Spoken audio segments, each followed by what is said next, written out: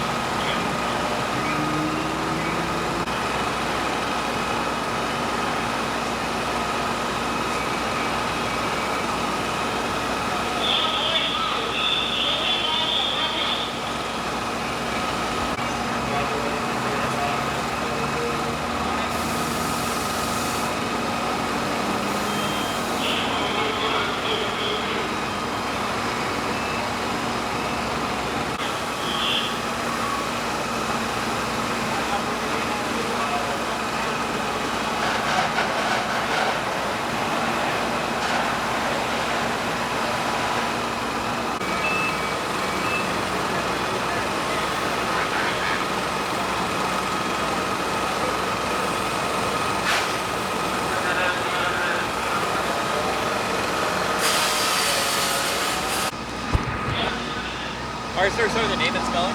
Thomas Wheeler, W-H-E-E-L-E-R, Deputy Chief. Can you explain what occurred tonight? Well, about 11:30 we got the first call for the response. First arriving crews showed up. They discovered a vehicle that had crashed into the building, and the vehicle was on fire. They proceeded to try and put the fire out, but it started to involve the building, went up into the attic, and it traveled through the attic. This happened at the Gulf Freeway in East Haven. What type of involvement in the building did we have? Well, it caught approximately half of the building, and it was up in a false space that we call up in there, and that's where it was allowed to travel. So we had a little bit of difficulty actually getting to the fire. Okay. Any other type of hazard in this building that you guys encountered during the fight? No real hazards. We had the power company out here, so they cut the electricity. No hazardous materials or anything like that. We checked out the individual that was driving the vehicle that crashed into the building. He refused service. Right now he's in custody of HPD. Can you explain a little bit of the response? I know you guys went 211. Can you explain to the viewers kind of what that response entails? Well, yeah, initially it was just a box alarm, what we call, but we elevated it to a second alarm just due to the nature of the fact we were trying to get a lot of water on the fire. And it was just rather involved, and so we have to rotate our crews also, so that's why we call for more manpower. Okay.